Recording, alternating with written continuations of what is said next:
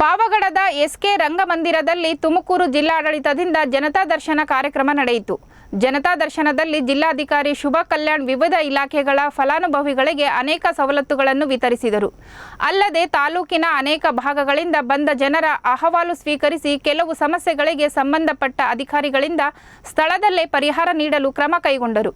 ಬಳಿಕ ಮಾತನಾಡಿದ ಜಿಲ್ಲಾಧಿಕಾರಿ ಶುಭಾ ಕಲ್ಯಾಣ್, ತುಮಕೂರು ಜಿಲ್ಲೆಯ ಬರ ನಿರ್ವಹಣೆಗೆ ಬಿಡುಗಡೆಯಾಗಿರುವ ಪರಿಹಾರವನ್ನು ರೈತರ ಖಾತೆಗಳಿಗೆ ತ್ವರಿತಗತಿಯಲ್ಲಿ ವರ್ಗಾಯಿಸಲು ಸಿಎಂ ಸೂಚಿಸಿದ್ದು, ಅದರಂತೆ ಅಗತ್ಯ ಕ್ರಮ ಕೈಗೊಳ್ಳಲಾಗುತ್ತಿದೆ ಅಂತ ತಿಳಿಸಿದರು.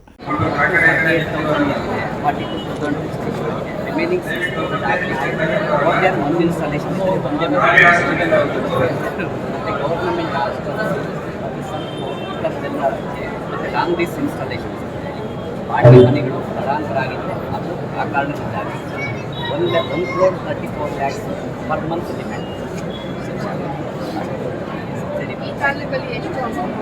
ಮೇಡಮ್ ಈಗ ಇಲ್ಲದೇ 134 lakhs per month. Yes government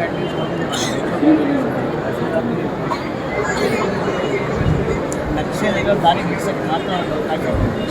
ಲಕ್ಷದಲ್ಲಿ ದಾರಿ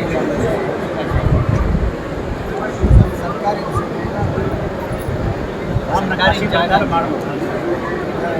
ಪಕ್ಕದಲ್ಲಿ ಸರ್ಕಾರಿ ಜಾಗ ಇದ್ದರೆ ತಹಸೀಲ್ದಾರ್ ಚೆಕ್ ಮಾಡ್ತಾರೆ.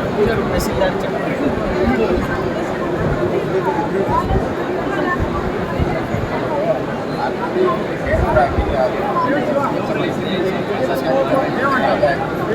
ನಮ್ಮ